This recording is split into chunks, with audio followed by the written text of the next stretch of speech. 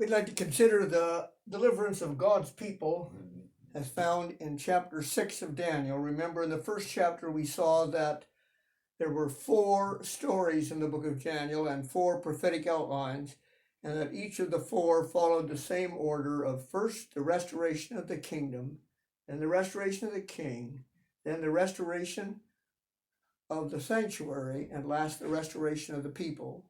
And so we're in the 4th story now, found in chapter 6 of Daniel, the restoration of God's people. And we'll see that God's people are restored in the person of their representative. So as the story begins, Daniel has survived the fall of Babylon. He has been placed in a high position in the Medo-Persian kingdom, one of 3 presidents under King Darius. But the other 2 presidents are jealous of Daniel because the king is thinking to make him prime minister. And so they plot Daniel's fall to eliminate Daniel. They plot and they find that the only way they can do something against Daniel is in regard to his religion.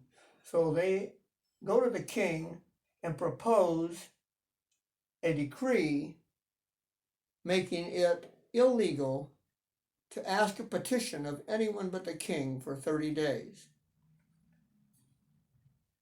Well, Daniel continues to petition God, and he petitions God for the forgiveness of sins. This can be found in chapter 9 of Daniel, because that was the first year of Darius, when he was praying for the forgiveness of his sins and that of his people, for the restoration of God's sanctuary, and for the liberation of God's people. But Daniel is caught because he doesn't close his windows, he doesn't change his habits. He continues to pray 3 times a day with his face toward Jerusalem, the center of God's kingdom on earth. And the law on the Medes and the Persians cannot be changed, even though the king wants to rescue Daniel. By the time evening comes, he has to cast him into the den of lions, and Daniel spends the night in the den while the king spends the night in serious thought.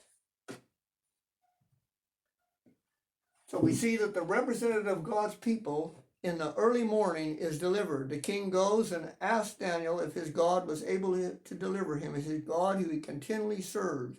That's a picture of God's people, those who serve him continually. And Daniel was found innocent, so God sent his angel to shut the lions' mouths. So Daniel was innocent before God and before the king, and then the enemies of God's people were destroyed. The king then decrees that all nations should respect the God of Daniel. This is a picture of the crisis that God's people will face in the last days. This crisis was one over confession. This is a confessional crisis.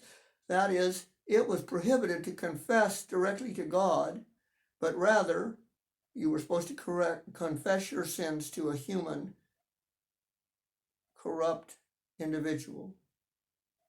That's a picture of what Daniel 8 calls the abomination of desolation. To take from heaven the ministry of Christ for the forgiveness of sins and plant it in a system of priests on earth is an abomination to God. So this law was made to take away the forgiveness of sins, which is God's only hope in the final crisis. Their only hope is in the mercy of God, and their only defense is prayer. And here, those 2 things were prohibited by law.